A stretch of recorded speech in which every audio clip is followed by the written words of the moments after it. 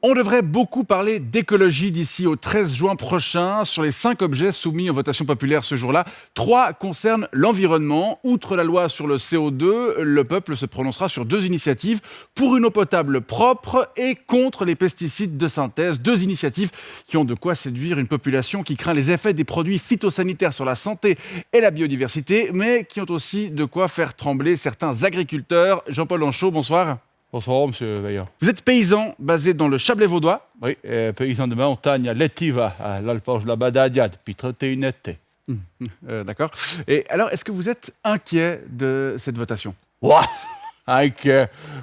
Vous savez, j'ai un peu arrêté de m'inquiéter. Hein. Si j'avais 25 ans, que j'étais jeune et fringant, j'aurais peut-être eu envie de sortir la fourche. Mais là, franchement, vous savez, nous les paysans, on a un petit peu l'habitude de devoir s'adapter. Hein, aux caprices de la météo et aux caprices des bobos. Ah, vous pensez que les initiants, principalement des membres de la société civile ou d'organisations comme ProNatura, sont capricieux? Non, je plaisante. Hein. Ces initiatives ont des buts qui sont louables. Hein. Personne n'a envie de crever en mangeant un fenouil. Le problème, c'est qu'elles se focalisent sur nous, les paysans, qui passent pour les seuls trous du cul responsables des problèmes. C'est pour ça que ces initiatives, elles divisent, et notamment dans le monde agricole. On peut parler d'un choc de 2 mondes, la ville et la campagne?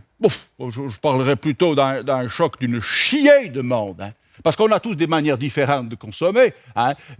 Y en a qui se bourrent de médoc, il y en a qui vont faire le marché le samedi matin, il y en a qui se nourrissent de lumière. Alors, vouloir comme ça imposer le même régime à tout le monde, c'est ça le défaut de ces initiatives. Mais vous êtes quand même sensible au risque de l'utilisation de produits phytosanitaires dans vos cultures? Oh, mais bien sûr, mais vous savez, quand j'étais gamin dans les années 70, j'osais même pas prononcer le mot bio, hein, sous peine de me faire tirer les sauts fendants et tomber par le père. Hein. Ensuite, heureusement, les mentalités ont évolué, et depuis une trentaine d'années, avec l'essor de l'agrochimie, on a des plans d'action pour éviter les pollutions, on a des paiements directs incitatifs. Enfin, on peut pas dire que c'est le Far West, malgré le fait qu'on porte des bottes tous les jours. Vous parlez des paiements directs. Les initiants exigent qu'ils soient réservés aux seules pratiques qui ne portent pas atteinte à l'environnement. Aucun produit phytosanitaire. Nos animaux nourris uniquement avec du matos de notre ferme et renoncer à tout antibiotique.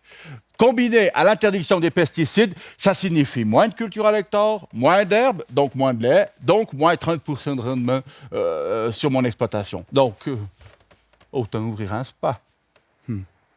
Mais vous entendez que ce serait quand même idéal de pouvoir se passer de tout produit de synthèse potentiellement dangereux pour la santé et pour la nature. Ouais, mais dis donc, et la poudre anti-limaces que je mets dans mon petit herbier, elle est safe au niveau toxique? Ouaf, on s'en fout tant que ça fait cramer leur petit queue. Hein?